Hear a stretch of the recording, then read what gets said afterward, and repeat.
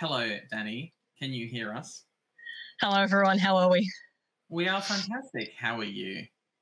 Good. I was going to start by talking about my inability to schedule my life. So, when we're talking about optimizing yourself, I don't know that I'm a credible source in this case, seeing as I've double booked myself. Um, for those who are not across it, I've just walked out of an ice hockey game, which was more like a boxing fight, and I'm going to a comedy fest show in Melbourne tonight, and I've got a biohacking talk right in the middle of both. So my inability to schedule really is quite something. But I heard we had some what I talks like to follow. earlier. Sorry. I heard we had some talks about that earlier. Yes, we did. We had a few. Yeah, that's cool. We're here now, and that's all that matters. Well, I will hand over to you, Danny, and let you get to it. Yeah, thank you. So I guess the Danarchi brand here is part of the reason I don't have my video on. The other is because I'm sitting in a car in the dark, uh, and I'm tethered to my phone. So hopefully this provides a decent audio experience, and some of the slides can fill in the blanks. This image on the homepage, as I said, I'm talking about biohacking. The image on the homepage is ChatGPT's understanding of what a biohacking lab looks like. I think this is more like a futuristic biologist, but cool. So when I got this, I sort of got questioning, I wonder what ChatGPT thinks a biohacker looks like. And so when I progress to the next slide, you'll see what it came up with. So on the left is what ChatGPT thinks a biohacker is. And on the right is when I asked it to be slightly more realistic, and I guess at least it has a head. So I just thought that was pretty funny. We're quite futuristic, and hopefully this doesn't set your expectations for this talk, because there's certainly minimal cyborg in this in this presentation. I used ChatGPT again with a photo of myself, and got it to turn it into a biohacker. For those who know my real identity, I think this is quite an upgrade, this image. So I've had quite the physical appearance uplift, so I'll take it. But before I present, I guess it's probably worth putting some context to who am I. I work in tech. I'm a fitness addict. I'm a data nerd, and I have always been interested in the sort of quantified self-movement and self-improvement. I've been really into wellness and productivity and flow states and personal growth in general. So just all-round sort of productivity and tech data nerd. I got into biohacking, and I get asked this a little bit, so I thought I'd cover it off. I used biohacking originally to help me when I was doing competitive sport. And by that, I mean helping to optimize my training, my sleep, my recovery, making sure that I was fueling my body correctly for the training I was doing, and all those sorts of things. Um, I also started doing this originally when I was studying, to help me address my inability to focus. I have ADHD, so this gave me a way that I could kind of experiment with different ways of managing that, and also to manage stress generally. And then in more recent times, it's been more about me being more proactive with my health and wellness. So kind of evolved over time, just all out nerd, really curious about lots of things, but the data and the science behind personal optimization has sort of been a reason that I've always been keen, and because I've always liked technology, it's just kind of made sense. All the gadgets and all that sort of jazz. So what is biohacking? I think this is very broad, and congratulations, you're probably a biohacker. If you've used a fitness watch, if you've taken a supplement unknowingly, congratulations, you're a biohacker. And you might not refer to yourself as such, but essentially biohacking is just the practice of managing one's biology using like nutrition, electronics, physical techniques, or medical intervention. And really, this is about using science and technology to try and optimize to be the best versions of ourselves. Sometimes people will ask, like, what's the point, right? What's the point of biohacking? And I think there's three key reasons that generally people do the biohacking thing. The middle one is actually probably the most common, really about enhancing physical and mental well-being and performance. The other one is to improve your quality of life, and that might just be a convenience, or improve your sleep or mood or whatever it might be. And the last being about increasing longevity. And this one is certainly in a more emerging in recent times, and is certainly gaining a lot of attention. The images there are actual things from the biohacking space. The one in the middle is probably the most nerdy and technical that I've sort of commonly see. There's a guy, I'll talk about him later. He's got 2 RFID implants in his hands, and originally he used those to get into his apartment and his car. And we'll talk about him because he's since commercialized some of these products. And for those of you, interested in cyber or interested in commercialization of tech, there's a couple of examples I'll give you there. Obviously, smartwatches and DNA related things we're probably all aware of in our medical life. That's part of our medical care generally. So I'll break this down into 7 different categories of biohacking. Now, I can't say I've experimented with all of these, but let me give you a quick snapshot of each of them, and then we can dive a bit deeper. I will warn you in advance, I'm into information and knowledge, like I mentioned. So there are some heavy text slides coming up in tables. They're actually just designed if you wanted to screenshot them. There's a bunch of resources that might be helpful. But if I break these down at high level first, so nutrigenomics is about the relationship between our genes, our DNA, and food, and the customization of food to fit your genome.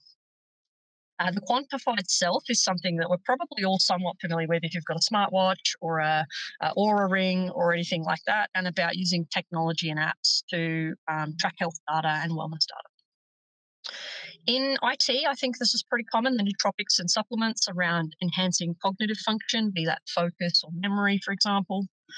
Mind and body hacking, I think anyone who deals with stress probably does things like meditation or binaural beats or those sorts of things. And this is all about optimizing physical and mental health and the relationship between the two as well. The last 3 are sort of where your hardcore biohackers are right now. In the DIY biology space, this is really about like non-academic, not authorized medical research, sort of DIY home experiments. I should have said at the start, I'm not a doctor, so please don't take any of this as medical advice. And certainly when it comes to these last 3 categories, I am not recommending you go out there and start shoving things in your body and changing your DNA. That's not what I'm advocating for. But I will tell you about what's happening out in the biohacking space. So genetic hacking is an emerging space that's pretty exciting, but also ethically and from a data and a security perspective, it's kind of pretty grey at the moment. It's all about gene editing and advanced biology hacking, which is incredibly cool, but also terrifying. And the last one, Grinder, it's not an app that some of you might be familiar with. They're implantable technology. So this is where you're like hardcore biohackers are like augmenting their bodies with technology. You would consider something like Neuralink to be a more product and commercialized version of what grinders are doing today. Typically, this is about like implantables like RFID and NFC chips, but it has had some interesting examples that I'll get to in a sec. So the next couple of slides are the ones if you want to screenshot, feel free. So I've put a lot of information on here. I'm certainly not going to read it all. And hopefully you can see the whole. Can you see the whole slide? It looks like the bottom's getting cut off. Hopefully you can see all of it. The bottom is getting cut off. Yes. Okay. All right. I'll tell you what you're missing. And I can provide the slides later. It doesn't matter too much. So the long and short of this is in nutrigenomics, this is, as I said, about how food and your genes are affected. This is about tailoring your diet or using other diet-related practices like intermittent fasting or balancing macros, which is fats, carbohydrates, and proteins, in certain combinations to optimize your health outcomes or doing supplementation. So the companies that are doing this kind of stuff are people like 23andMe, Nutrigenics, DNA Fit, Gene Food, and Habit.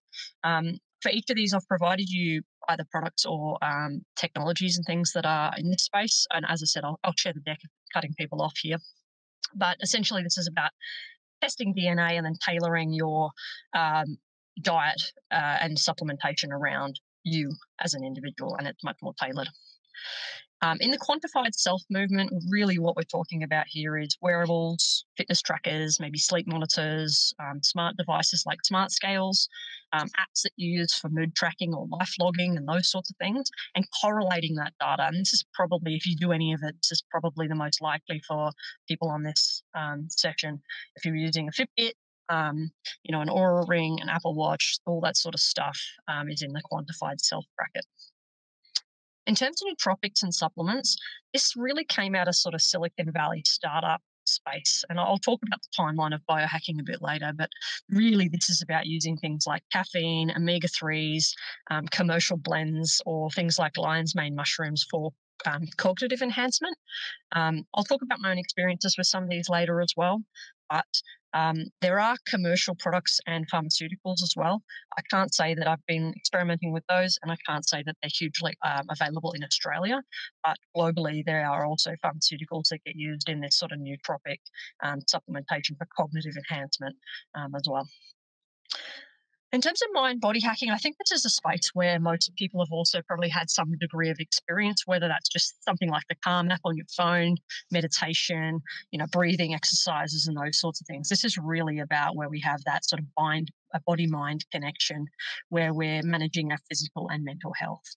And some of the typical things certainly historically had been more your meditation, your yoga, and now it's really trending into things like cold exposure. So cold plunges, cold showers, cryotherapy, flotation tanks, or they're sometimes called a sensory deprivation tank, using neuro and biofeedback to adjust, I guess, and understand what the body's doing and being more mindful and trying to manage things like stress. And so this is why this has become so popular.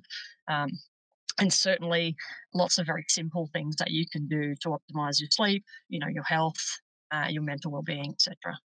Um, as I said, there's some really good thought leaders here. If you are interested in these categories, I'll flick the deck out so that people can have a look at it, because they're certainly my go-to people. Now, in those categories I also spoke about that were a bit more out there, in DIY biology, there's some really cool stuff happening if you're into biology, genetic engineering, those sorts of things. The kinds of activities that are going on in this industry right now are around like microbiome, so gut health engineering, the development of different therapies and treatments. But these are largely happening well outside of either pharmaceutical companies or in research. This is like people at home with their home labs.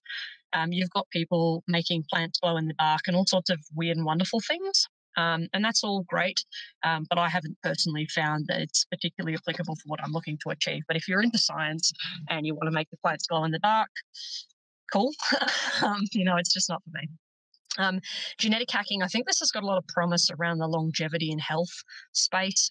I'm pretty nervous about it at the moment. I think CRISPR and gene editing, it's been emerging in the medical space for some time, but it's really not been something that I expected people to be experimenting with at home.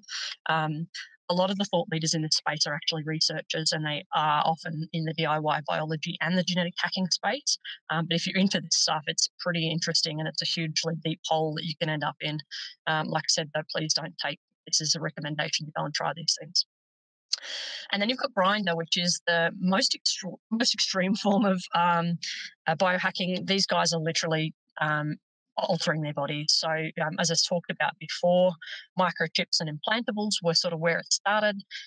There's people with magnetic implants adding a sixth sense so they can feel electromagnetic fields.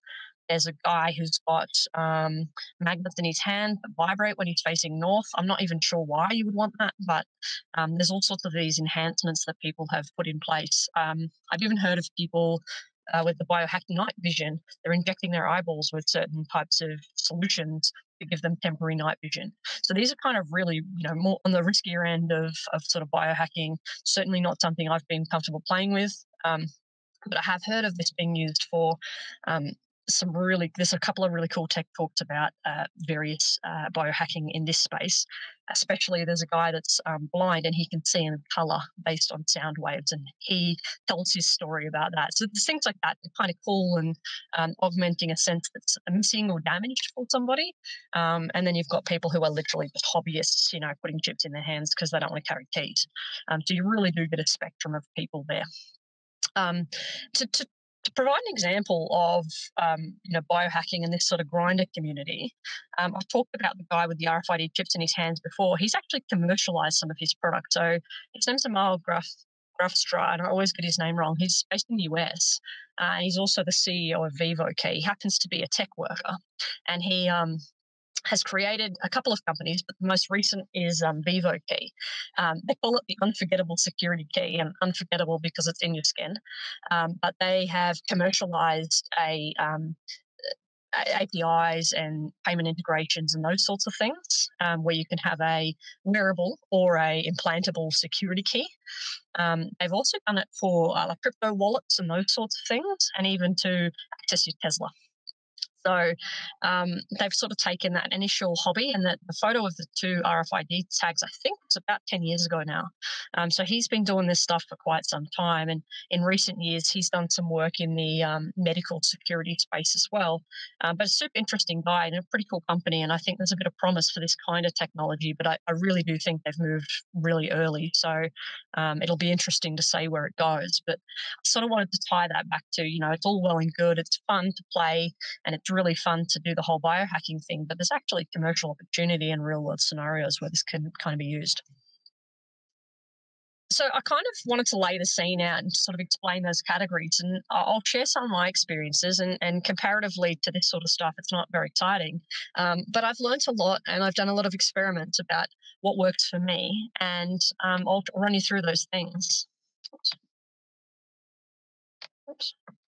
So my biohacking journey started quite a while ago. So like I said, I was doing competitive sport, and I was using things, 10 or 15 years ago, probably more than that now, actually, showing how old I am. So 15, 20 years ago, I was using heart rate monitors and basic, monitoring to be able to work out if I was training hard enough, and doing like nutritional logging and those sorts of things.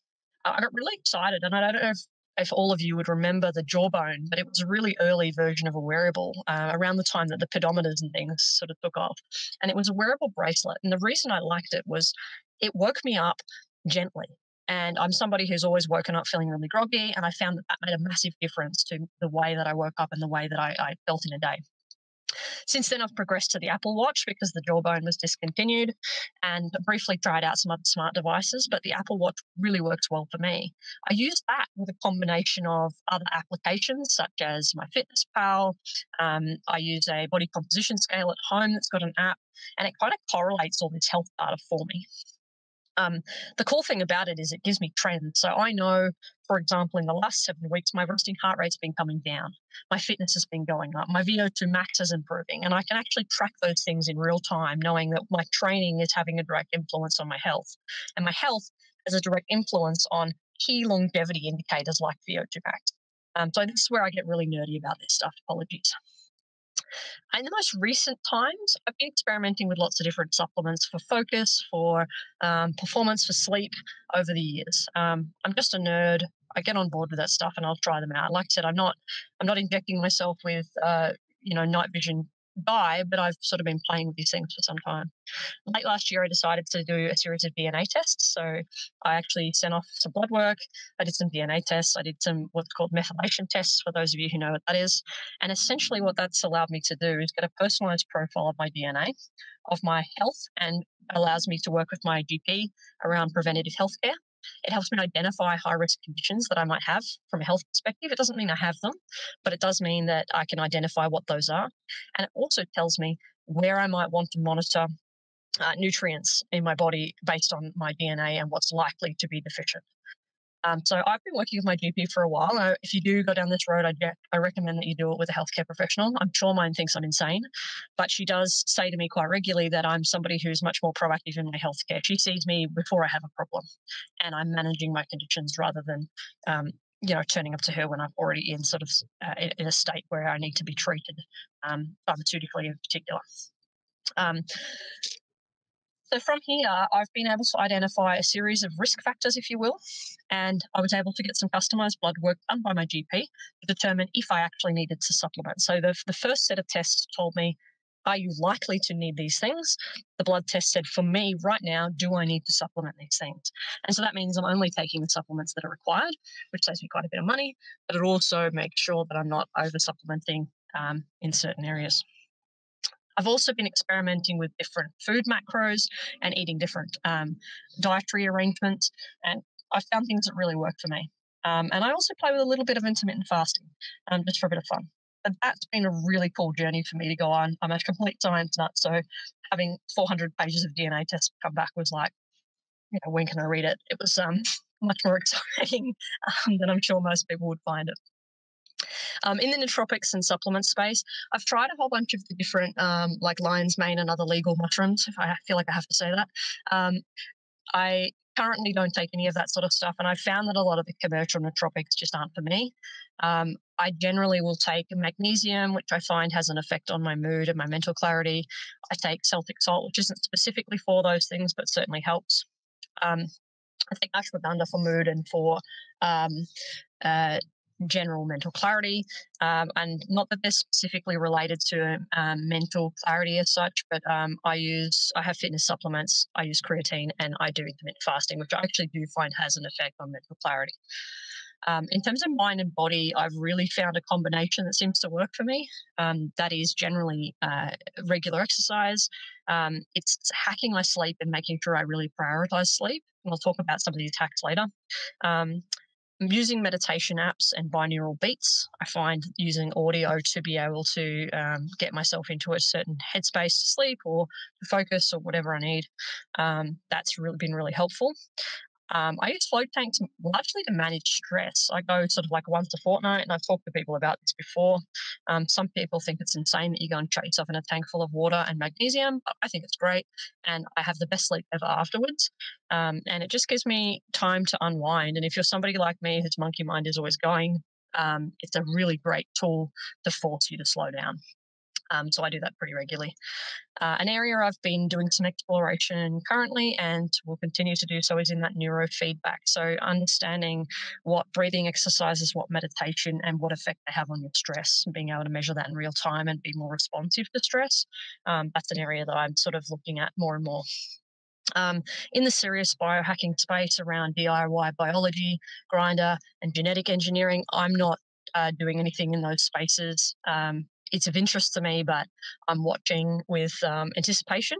But I'm certainly not injecting my eyeballs with anything interesting. For those of you who may want them, these are my go-tos for different categories of things. So if you were trying to improve sleep, focus, mood, your overall health, nutrition, or physical performance, if you want to screenshot this, feel free. These are just things that work for me. I've tried hundreds of things. These are the ones that work for me. I'm only sharing them because I know that, particularly in cyber and IT generally, most of us struggle with stress. A lot of us struggle with sleep, and that always, in fact, impacts our mood. We're a neurodivergent bunch. And, for things like focus and stress, it's certainly something that hopefully someone can take something away from. If you're into the physical performance, the fitness, the nutrition, and your overall health, those things on the right might be helpful for you as well. Likewise, if you want recommendations of any of these apps or products or where I got my DNA test done or whatever, I'm more than happy to share those. I'll have a chat in the Discord later. If there are questions, I'm happy to answer. I actually have this discussion with friends quite often, so I'll give you the link at the end, but I've set up a very amateur, very beta biohacking blog, and it really is just sharing some of the learnings that I've had and some of the recommendations that I've given friends. And because I was having these discussions so often, I just started writing them down on a blog. And I've got some friends that also contribute to that blog. So there's a whole series coming on fasting and those sorts of things soon, which some of my friends are really into it. So they're quite happy to share their learnings as well. So I'll step forward into the history of biohacking. And this is a bit of a step back, but a bit of a step forward, because I think part of this is really about understanding where it came from. So in the early 2000s, this was really about trying to improve physical and mental performance. And this was people like Dave Asprey, really focusing on using a health, diet and lifestyle to influence our physical performance and mental performance. It also started to have things like those wearable step counters and those strap heart rate monitors that people used to wear. And that was really the early days of this. And I guess technology had started to make this possible at that time.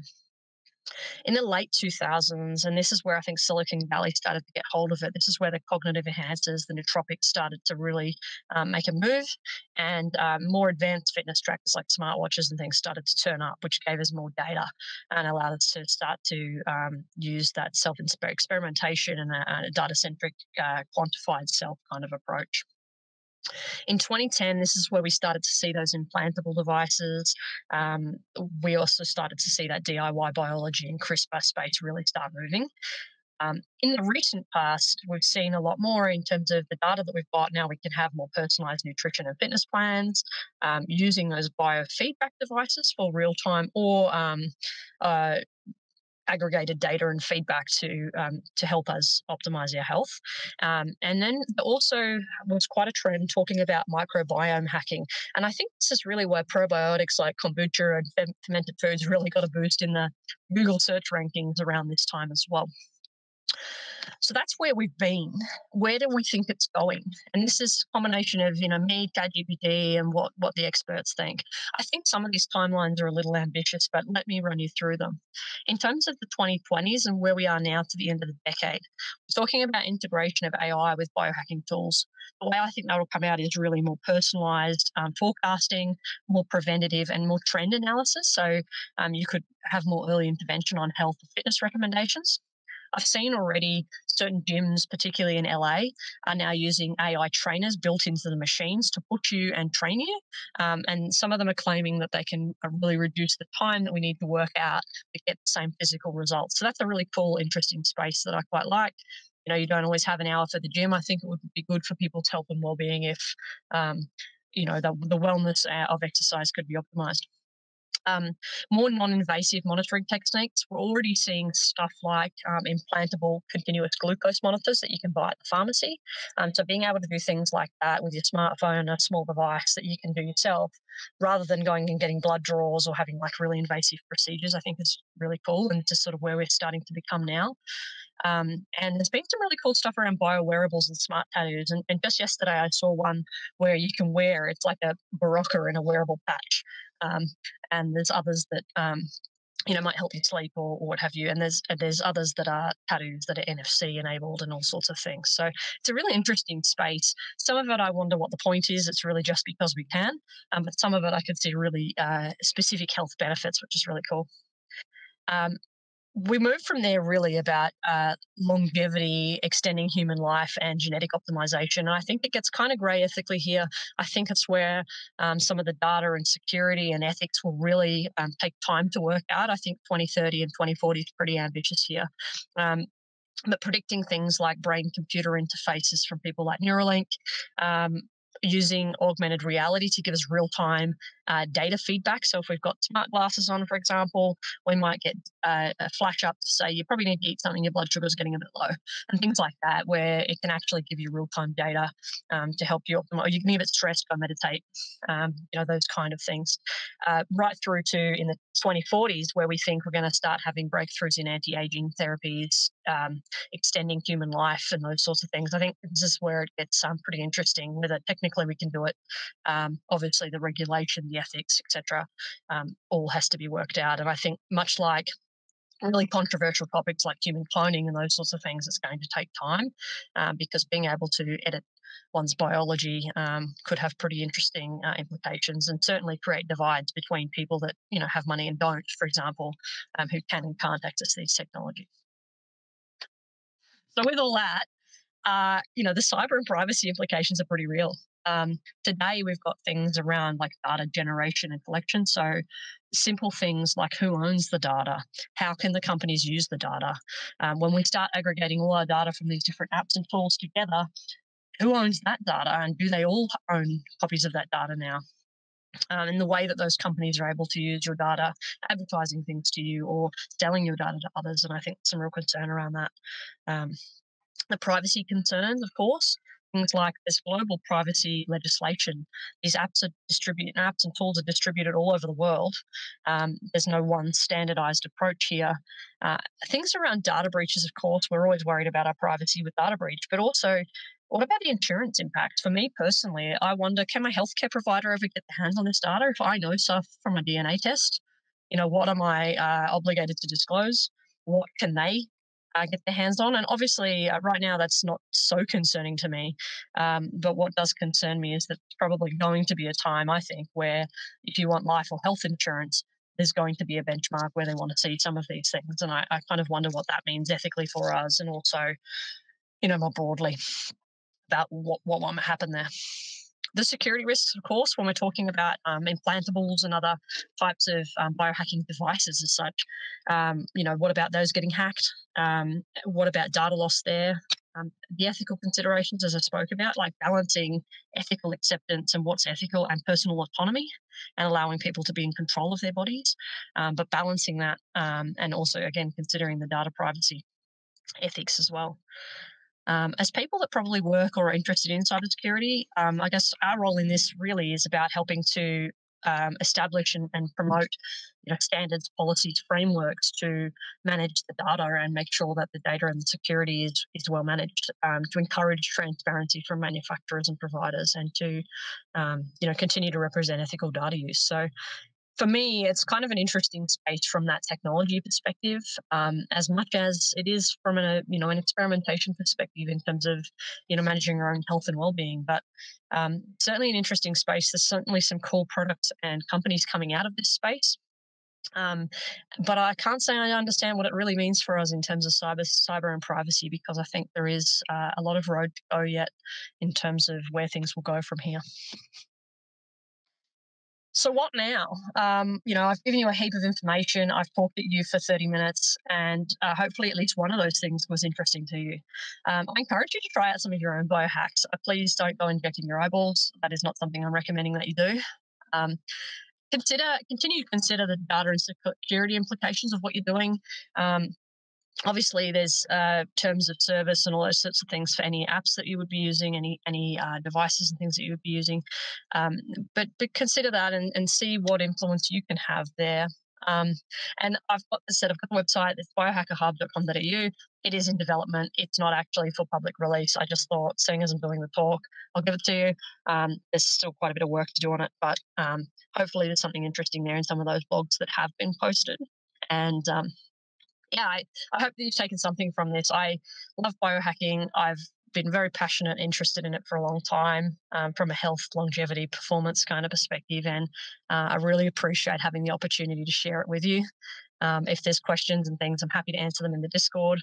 And I'm also happy to drop the deck out for anyone that might want those links.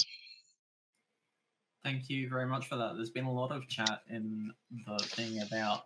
Well, there's been, you can split it up between the serious chat and the non-serious chat. The non-serious chat being, I drank whiskey, therefore that's biohacking. And the more serious chat. It's a nootropic. It is nootropic. I was also confused by Grindr, to be honest. You were confused by Grindr, they're like using chips to find dates. I was paying attention. It's just... However, so I'm a ghost again. Sorry, my camera goes into sleep mode, yeah. And now it's decided it basically it shuts down, and then it kind of gets in the I'm done for today mode. So I'm sorry that I'm not here. I'm actually here. No worries. And Shanna, if anyone else didn't catch it, the Grindr term is just something that's come out of the biohacking kind of community. No, really, it was explained to me. Yeah, we did have that explained, and I was kind of being a bit, facetious. They're not using apps. Yeah, they're not using apps to geolocate each other. That's not what's happening there. I mean, maybe we're onto something here, though. Maybe we're onto something. But. Yeah, and there's a few of us. High five to MD as well as me, and I'm a little bit the same. I take magnesium, vitamin C. I sit there and I have like a whole drawer of supplements and protein with collagen, and I get up in the morning and I have my fermented yeast fiber drink with. That sounds delicious. I mean, I have that with my sertraline and Ritalin, right? Like that's my wake up. And then I have my coffee, right? So I feel like my biohacking is kind of making up for the bottle of wine that I'm going to drink tonight as well. Maybe not completely the right way to look at things. But the other question, what you brought up, so there was 2 points on that. The first one, I was saying that you can't have this kind of discussion about security without talking about the Strava breach, which basically was showing, the army bases and secret army bases from the fitness data that was put out by Strava in 2017. And the other one I now have completely forgotten. The other question? Oh yeah, Gattaca. Thank you, Ian. The movie Gattaca. Do you recall? There is, we look at these kind of movies like 1984 or books, but Gattaca being, everyone and everything was being tracked by their genetics. So it is not such a far off thing that could be what it looks like in the future, that you're not going to get a job because they've got your genetic data and they know that at 60 you are going to have gray hair, for example. So that kind of stuff is a possibility. So we do need to be careful with what we're sharing. Absolutely. I think there's always, in that emerging tech space in particular, there's always unintended consequences, like things like Strava, for example.